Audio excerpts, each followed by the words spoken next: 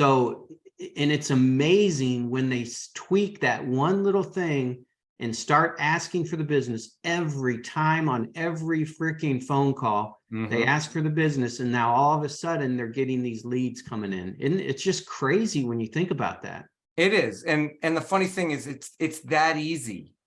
We try to find this big, button that you got, this big shiny object that you got to buy and pay, and that's going to build your business. No, it's really simple, common sense steps that you take over and over again. And you taught me this, but the consistency and persistency.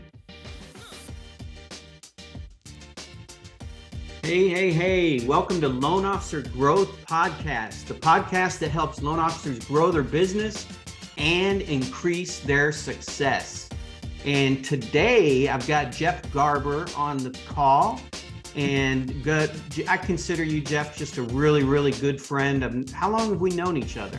God, it's been 3-4 years now. Oh, wow. Yeah, that's feels like a lot longer. Yeah. So Jeff, man, let's just get right into this. Tell us about how you started in the business, how long you've been in, where are you at? Tell us a little bit about yourself. Yeah, so I actually was in the fitness industry. I actually went to school for sports medicine and kinesiology. And back in the early 2000s, I'd say like 2003 or 4, we were going to open our own gym. And we did market research and hired attorneys and whatnot. And we were basically told, don't do it. You're never going to make it. It was right when all the big box gyms were coming out, and the gym memberships went from like $50, $60 a month to $9.99. And I was like, oh man, like, what am I going to do? I was personal training people, and I was an athletic trader, and I just loved helping people. I said, all right, what am I going to do that I can make a decent living, but still really help people and like feel good about it? And funny story, I had a real good friend of mine who, I guess he graduated college and got into the mortgage industry. I didn't even know what a mortgage was.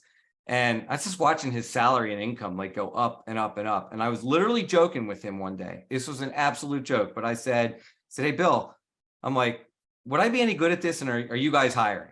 And I literally just lobbed that up there for fun.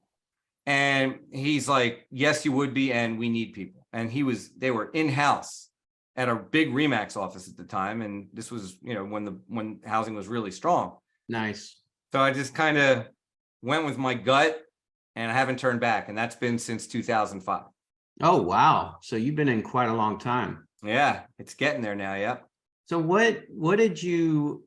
how did you use that knowledge of the gym industry into what you're doing today? Because I know you do quite a few things. So tell us a little bit about that. Yeah, I think from dealing with people all the time, especially from personal training, I really understood the psychology of what people want, how they like to be talked to. I always kind of let them feel like they're in charge. I never came in, trying to bully people or tell them, you have to do this, you have to do that. It was always, let them figure it out by the conversations we have. It's like in the fitness side, it was really cool because they all want to work hard. So it was my job to get the most out of them there. But we have a lot of conversations when you're working out. And so you really learn a lot about people, and the psychology of it, I think, is really important. Not everybody likes to be talked to the same way. Right. They don't all respond the same way. And so that all carried right over exactly verbatim to dealing with clients, And so it was an easy move for me because I was already kind of doing it. I always said I went from, strength training and cardio fitness to financial fitness. I never even took the word fitness out of it. And I still look at myself as a personal trainer when I'm talking to clients, except it's about money, finance, mortgage, economics, all that stuff. That's cool. And so now, what do you do? I know you run a pretty strong loan officer business. You coach. Like what tell us about what you love the most about what you do right now. Yeah, that's really cool. So, a lot of this is attributed to you, Richard, directly. I actually joined the Freedom Club a few years back, and Richard has been my coach ever since then. And he has helped me tremendously get a handle on some areas that we need to really buckle down on. And that is basically, you got to have a system, you got to have a plan, and you got to follow it. And the biggest thing I learned is I don't have to do everything. Our whole thing is get it down to the 2 or 3 or 4 things that you enjoy doing, that you do best, that's going to help you grow your business. And that was music to my ears. And Richard referred me a book called Who Not How, which is to me the Bible. And I refer to that book all the time. It basically is, who can I get to do what I really shouldn't be doing? I didn't really think that was possible. I always thought, hey, I got to do it myself, or nobody can do it as good as me. But that is not true. And Richard taught me, as long as somebody can do the task 80% as good as you can, delegate it off. And so that's what I did. I started getting things off of my plate. We ended up hiring a business development rep, so that I had somebody out there making all these calls to realtors, so that I could make some calls, but I didn't have to, sit there all day and make all my calls. And to answer your question, what do I like doing? At this point, I love the consult with the borrower. You can line me up with them all day. I love meeting with people, educating them on the mortgage process, giving them the right advice, putting them in the right program. And, just like personal training, I just get so much out of that. So my day in a perfect world is doing consults. And then I'm also a coach here at the Freedom Club now as well.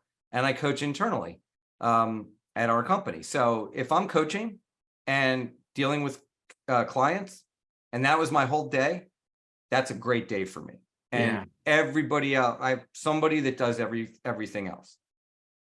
That's awesome. So Who Not How is an amazing book, and it's an amazing philosophy that if you want to grow, you've got to think more like, who can do this, as opposed to how can I figure out how to do it? How can I, where do I have the time to do it? And so, that's awesome. Yeah. So tell me a little bit, what do you love about coaching? Seeing people get results, seeing people look at me and be like, oh my God, I never thought of that. Or I love that idea. It's just so rewarding. And then, teaching them how to implement our system, and modifying and adjusting along the way, just trying to get a read on, where the challenge might be, and then trying to figure out a creative way to get them past that. Right. Instead of saying, okay, make 25 calls, report back to me. No, it's like, here's what you got to do. All right, if you're having any challenges, let me know. We're going to talk through it. If it's call reluctance, we're going to deal with that. If it's scripting, we're going to deal with that. If it's sales, we're going to deal with that. It's just fun watching people move the needle and get results. I thrive on that. So that makes me think about, like, what's a few things that you see top producers doing that others aren't doing? So let's say you have coaching clients, with all of us, some are very, very successful and some don't have the same success. So what are a few things that you see different in those? Yeah, it starts with commitment, and it starts with, I even ask my clients, on a scale of 1 to 10, 10 being I'm in and we're building my business and we're doing this, where are you? If they're any lower than a 10, it's going to be a struggle. Now, what do the 10s do? They listen and they do the job until it's done. So if Monday they got to call 25 realtors from their list, they don't stop it at 8 or 10. They do the 25. And sometimes I even challenge them to make 10 more calls than they originally were going to make. Because I ran this challenge a couple weeks ago, and 4 or 5 clients got back to me that made the 10 extra calls. And I told them before that if you make 10 extra calls, you're going to get 1 referral and 1 appointment. And they all did. Wow. It's crazy. So you make the calls, you commit to it. If your call block is 9 a.m. to 11, then I always say nothing but a funeral or a death gets in the way of that. Everything else can be handled either by somebody else or later. And if you're a one-man show and 2-hour block is a lot, then make an hour straight of calls. Check your voicemail, see if there's a fire you got to put out, fire out, whatever you got to do, push it off a little bit, but you're communicating, and then get back and make the rest of those calls. Don't lose the momentum, right? Because we have a system that works every time if you do it. So that's one. Yeah, making the calls. And 2 would be, don't skip steps. Don't outthink yourself. because the process is already tested and works. So if you're making calls and we know at the end of each call that you need to ask for the referral, don't not do that because you thought you had a great call and you figured I don't have to do it on this call. You are missing out on a big part of your business if you skip steps. So whatever process you're following, hold yourself accountable and don't skip steps because it works. Those are the two biggest things. Yeah, it's amazing. We talk to loan officers all the time that they're doing the right activity, but they're not getting the results. And most of the time, and tell me if you agree with this, most of the time is that they skip that last step where they're asking for the business because they figure, hey, the call went great. They know what I'm doing. I'm a loan officer. So, and it's amazing when they tweak that one little thing and start asking for the business every time on every freaking phone call. They ask for the business, and now all of a sudden they're getting these leads coming in. And it's just crazy when you think about that. It is. And the funny thing is it's that easy. You know, we try to find this big, button that you got, this big shiny object that you got to buy and pay, and that's going to build your business. No, it's really simple, common sense steps that you take over and over again. And you taught me this, but the consistency and persistency is what wins the game. Yeah. Right. Most loan officers will call a realtor once or twice, and that's it. There's no consistency there. And they answer. They don't want to bother them. They don't want to bother them. Right. So talk about that a little bit. Well, yeah, they don't want to bother them, and therefore you can't show them. Right. You can't show them what follow-up and consistency is. And what are the 3 complaints that realtors and clients have about loan officers or lenders? 1, we don't close on time. 2, we have terrible follow-up. And 3, we have terrible communication. Yeah. Right. We can prove to a realtor that doesn't know us that we have amazing follow-up. Because if I want to call a realtor and I say I'm going to call them for 12 straight weeks, whether they answer or not, and week 8, 9, or 10, they answer, one of the first things they say is, you know what? You've been calling every week and leaving a message. And I said, the next time I see your number, I'm just going to take your call. I already have a lender. I appreciate what you do. What do you want? Right. And it's like, well, yeah, what do I want? I wanted to show you how consistent and persistent I am with follow-up, because that's how we're going to be with the clients that you refer us. And that's how we're going to be in process with loans. And that's how we're going to be from the time you refer us to when they're pre-approved and looking. And that's how we're going to be when they become a past client. And I just wanted to prove that to you. All right. And see if I could have a cup of coffee with you and see how you became such a rock star. Right. Because I've been following you for a while. You get them on the phone, but you don't get them on the first call all the time. But you can get them on calls 8, 9, 10, or 11 when everybody else bailed after 2 or 3 weeks. Yeah. And it's funny that usually that conversation doesn't even come up. They just respect the fact that you're being so consistent and so persistent that they feel, hey, if this guy is that consistent with me, how's he going to be with the leads that I give him? Yeah. It's all perception and getting rid of the self-talk, because look, I admittingly so, I don't like being recruited as a loan officer. And you guys all know we get recruited every day. Yeah. All day. With now it's text, Facebook messengers, emails, whatnot, but I actually watch them. And I have actually taken a call from people that were consistent. And I just tell them, hey, you know what? I'm not looking to make a move right now, but I was impressed with the approach you took because it's different than all the other people. Right. And I appreciated your consistency. And yeah, you have my permission now to keep me on a list and follow up, because maybe if I ever am in a position I was impressed with you, I might call you back. Yeah. And that's what realtors kind of do to you and I sometimes. But if we can get that appointment, which isn't that hard to get, I mean, it's a numbers game. We're going to get enough. To me, I always looked at them like, God, 15, 20 realtors is all you need out of the 8,000 in your market or whatever. Yeah. You need 15 or 20 to make big 6-figure income, maybe even more. Crazy. Yeah. So it's not like I need every realtor to do it. Yeah, exactly. So it's all your mindset. Yeah. That's awesome. Yeah. You make a really good point with that. Thank you. Yeah. And again, a lot of this I learned from you. Well, I appreciate that. So I love talking to successful people like you, Jeff. And so Mondays, describe Mondays. How do you start your week? What does a normal day look like on a Monday? So Monday morning's an early morning. That's my Peloton day. I ride a Peloton bike, and that sets the tone for me. That's an unbelievable workout and an unbelievable stress relief, especially in an industry where, we're battling inventory issues and Right. bid over ask and all that. So I get started 3 days a week with a real tough bike ride, 30 minutes. I beat myself up good, and that sets the tone for the day. I jump on Loan Officer Breakfast Club at 8:30. All right, because that's the mental, hey, let's get the head in the game and hear everybody's success and get moving.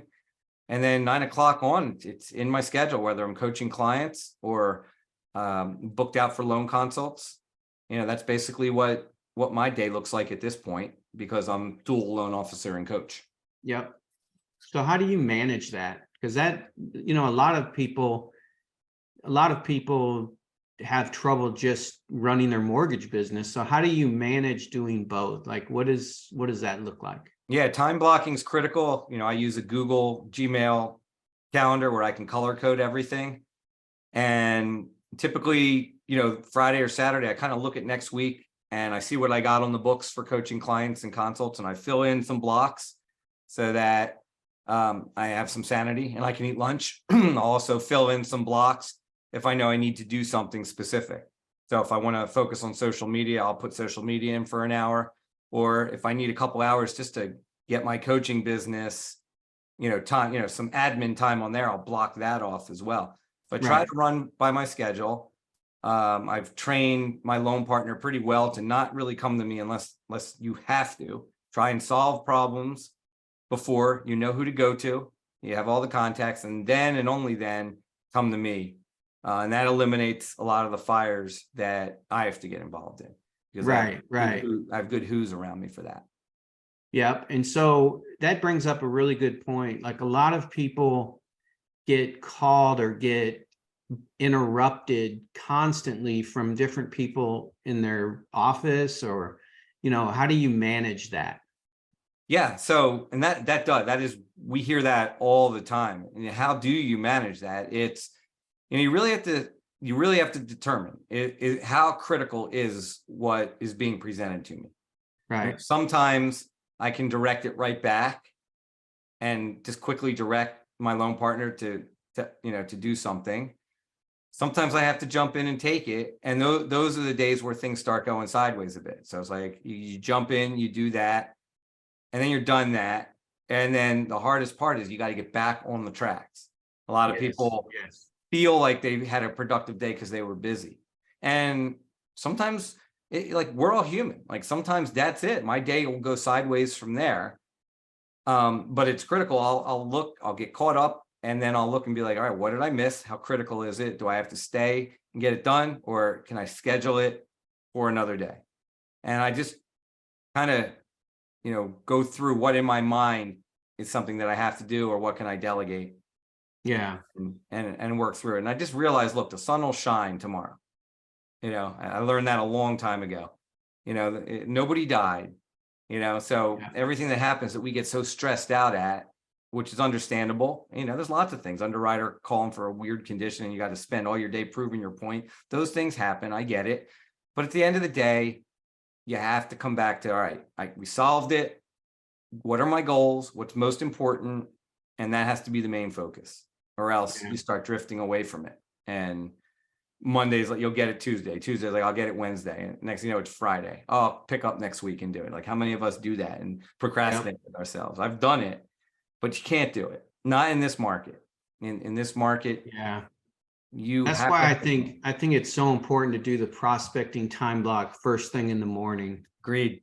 And it's funny, but all the studies have shown that is the best time to call people. From usually, I think the time block is anywhere from 9 to noon is the very best time to reach people. Doesn't matter who they are, realtors or clients. So doing those time blocks 9 to 11 are so important. One thing that I did, and I know this, but find a place an office somewhere you can do it where there's a door. Like it's really tough to be in an open area. So if you have an office with a door, put a sign on the door.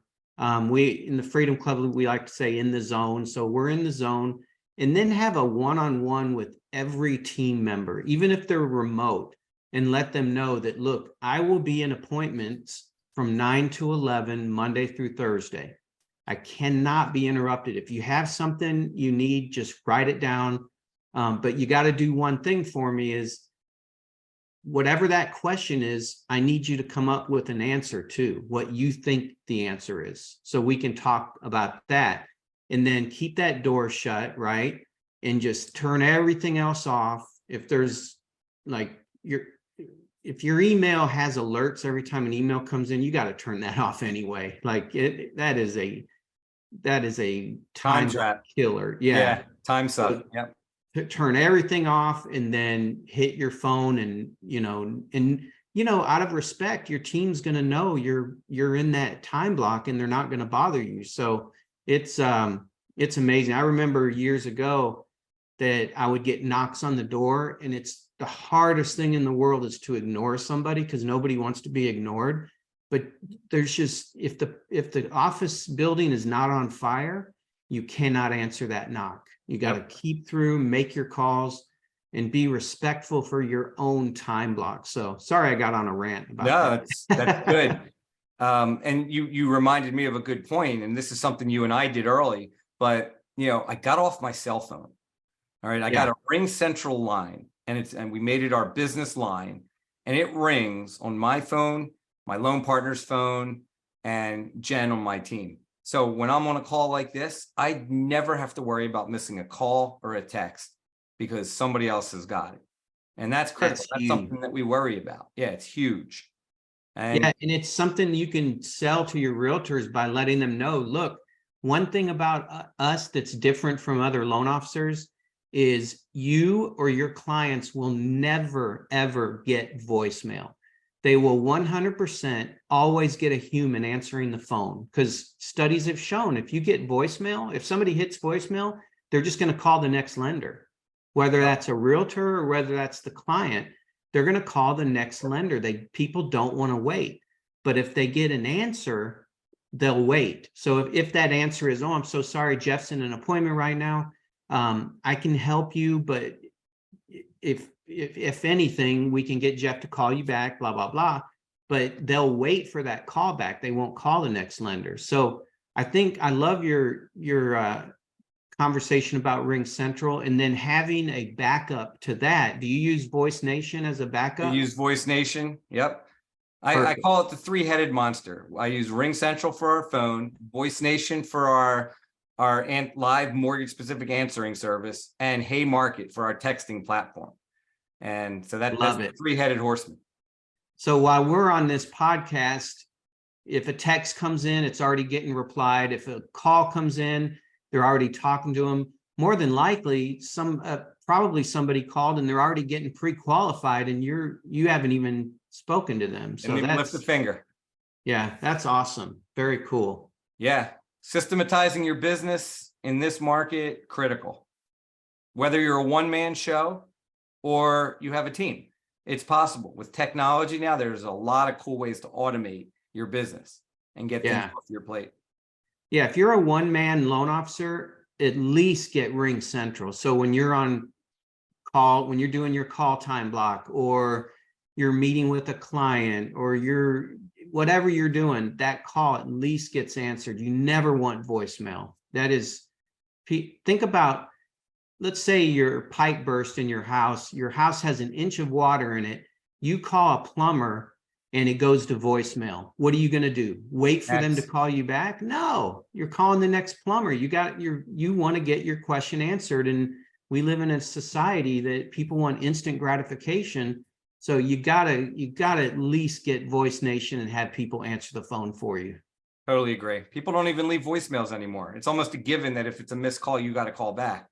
Exactly. But if you're on a call that's a half hour later, you're missing leads. So we have a live answer, and they are roadmapped on how to answer the call and how to direct it. And even if it's a weekend, they can actually call me if they need to. If it's Saturday at 1:00 and there's a realtor sitting with a new buyer and they need a pre-approval right away, they can actually call me and say, hey, Jeff, we have so-and-so on the phone, needs to talk to you right now, and patch it right through to my cell phone. And then I can take the call and disperse it to our own call people or my loan partner Very cool. myself if I need to. Yeah. Very cool. So what, I'll change subjects here real quick. What's a routine or habit that you have made that's made a huge difference for you? God, like there's so many in the last 3 years that, I mean, the exercise one is huge. That is making a big difference, but mortgage specific, following the plan and not deviating from it, and I know our plan there's a lot of components to it, but following it and just not questioning it, Right. and and just it's helped get me to stop thinking about the guy on my shoulder that's saying that won't work. And today's not a good day to call. Today's not a good time to call, So be really time blocking and routine, becomes a habit after you do it for a while, for sure. Nice. It's a tough one to answer because there's so many. Yeah. So what words of encouragement do you have for loan officers today with the current times we're in? Yeah. Don't blame the market. Don't blame anyone. Okay. That is huge. All right. We know rates we can't control, and we know that we cannot control inventory. So how do you win in this market? You got to get market share. Well, how do you get market share? You got to meet more realtors and you got to increase your leads. So if 20 leads a month used to get you where you were at, you might need to increase to 40. Right. Because if you're getting more leads and you're pre-approving more people and you're writing more pre-approval letters, just from a numbers game, you're going to win offers. So you have to reset your mindset, whether you're brand new in the industry or you've been in the industry for 20, 30, 40 years plus. It's a different animal right now. All right. Don't fight it. Just do what you got to do, which is going to be more than what you're used to doing. Right. And get results. If you're consistent and persistent, the results will come. We see it every day. That's awesome. Yeah. Man, time has flown. Is there anything I didn't ask you, or is there something you wanted to talk about before we get off? No, I think we covered a lot in a pretty short period of time here. Hopefully this got some people excited and Awesome. amped up. Awesome. Yeah. All right, man. Well, this was a lot of fun. Loan Officer Growth Podcast. Really just trying to help loan officers with their growth and their business, increase their success and have more freedom, and different things. We're powered by Remote Assistant Scout, which is a service that helps hire virtual assistants. So that's pretty cool. It's kind of falls within that who, not how. But man, it was awesome having you on, Jeff. I love it. Thank you. I appreciate it. And yeah, along on those final parting words, the two things that really move the needle is, and Richard does this, is buying qualified lists, because I've got all my list of qualified agents through Richard, and getting a VA. All right, you can hire a virtual assistant. I know we say VA, we think VA loans. Right. VA also is virtual assistant, and a virtual assistant is a very inexpensive way to get a lot of that red activity off your plate. And Richard is the king at both of these. And thank you for having me. Always a pleasure talking with you, Richard. Cool. All right, brother. We'll talk soon. Thank you. All right, man. Have a great day.